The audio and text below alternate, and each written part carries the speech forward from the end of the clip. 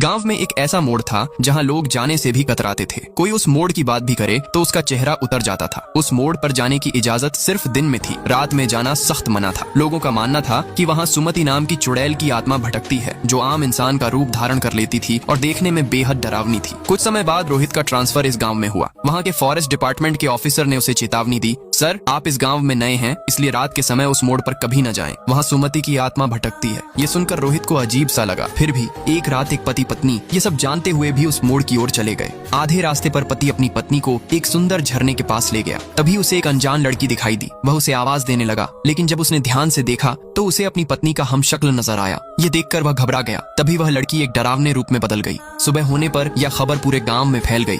जब पति ने अपनी पत्नी के हमशक्ल को देखा तो वह पूरी तरह से स्तब्ध रह गया, क्योंकि वह उसकी पत्नी नहीं बल्कि सुमति की आत्मा थी। सुबह होते ही यह बात पूरे गांव में फैल गई। गांव वासियों और वहां के पंडित ने मिलकर उस आत्मा को शांत करने के लिए पूजा पाठ और अनुष्ठान किए, ताकि वह किसी को हानि न पहुंचाए। उसी समय गांव में दुर्गा पूजा का मेला लगा हुआ था। सभी लोग मेले में नृत्य, संगीत और उत्सव का आनंद ले रहे थे। पूरे गांव में खुशी का वातावरण था। इसी बीच एक व्यक्ति मेला का आनंद लेकर उसी मोड़ से अपने घर की ओर जाने लगता। आधा दूर जाने पर उसे एहसास हुआ कि उसके पीछे कोई खड़ा है। वह घबराकर पीछे मुड़ा तो वहाँ कोई नहीं था। तभी उसकी नजर एक मृत शरीर पर पड़ी, जिसे देखकर वह भयभीत होकर वहाँ से भाग खड़ा हुआ। सुबह होने पर जब यह बात गांव वालों को पता चली तो उन्हें एहसास हुआ कि पूजा पाठ और अनुष्ठान का आत्मा पर कोई प्रभाव नहीं पड़ा। तब गांव के पंडित ने दिन में उस मोड़ पर जाकर एक नींबू को त्रिशूल पर रख दिया, ताकि आत्मा कुछ समय के लिए शांत रहे। लेकिन उसके बाद क्या होगा देखते हैं। गांव में हो रही अजीबोगरीब घटनाओं के कारण सभी लोग भयभीत हो गए थे। हर किसी के मन में एक ही डर समाया हुआ था, सुमति की आत्मा का। उसी रात गांव की एक महिला प्रसव के लिए तैयार थी।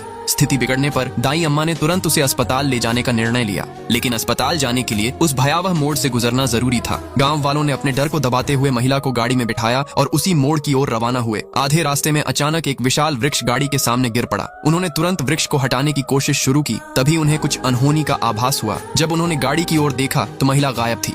सभी लोग उसे इधर उधर ढूंढने लगे। किसी को वह झरने के ऊपर खड़ी दिखी और अगले ही पल वह नीचे कूद गई। उसी समय किसी और को वही महिला दिखी, जिसका आधा शरीर जमीन में धंसा हुआ था। ये सब कोई और नहीं, सब सुमति का छलावा था। लेकिन सुबह होने पर सभी हैरान रह गए, क्योंकि महिला और उसका नवजात बच्चा सलामत था। यह रहस्यमयी घटना गांव वालों के लिए एक अनसुलझी पहेली बन गई। अब आगे क्या होगा देखते हैं नेक्स्ट पार्ट में।